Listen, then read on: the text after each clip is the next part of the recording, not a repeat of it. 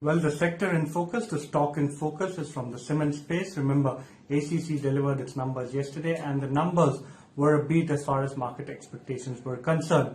Now, when you're talking about how exactly the company fared when it came to the earnings, the results were a beat, although the top line as well as when you're talking about entire cement volumes, they came in line with what the street was anticipating. Despite that, when you're talking about how exactly the results panned out, due to cost-saving initiatives by the company, due to the MSA agreement that the company has with its sister company Ambuja Cements, all of these helped the company beat analyst expectations as far as margins were concerned by a very huge margin. Now, when you're talking about ACC, revenues and volume came in line with the expectations. EBITDA and PAT were much above what the street was anticipating. Profitability came in at close to 560 crore. EBITDA margins saw significant over 250 basis points expansion, coming in over 20%.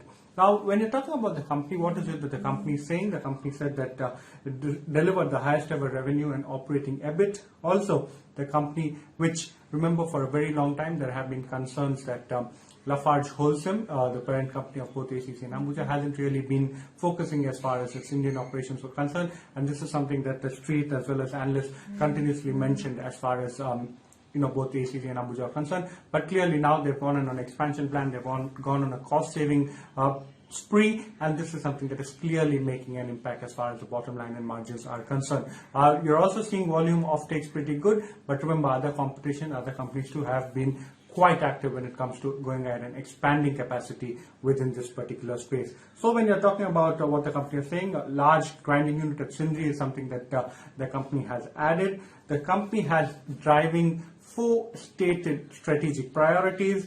Number 1 is performance, number 2 is growth, number 3 is innovation, and number 4 is sustainability. Also, what the company is saying is that in terms of where is it that they're expecting and expecting demand to start stepping in, number 1 is infrastructure development, is where government is showing significant amount of spending activity. Also, increased spending by government on other projects as well. The company has said quite clearly that it maintains a cautious yet positive outlook as far as overall cement demand is concerned. However, all of these results have to be seen in the context that, remember, number 1, we are in the midst of a lockdown. Labor woes are again coming back into the picture. Localized lockdowns, localized shutdowns will be hindering and hampering construction activity across the space.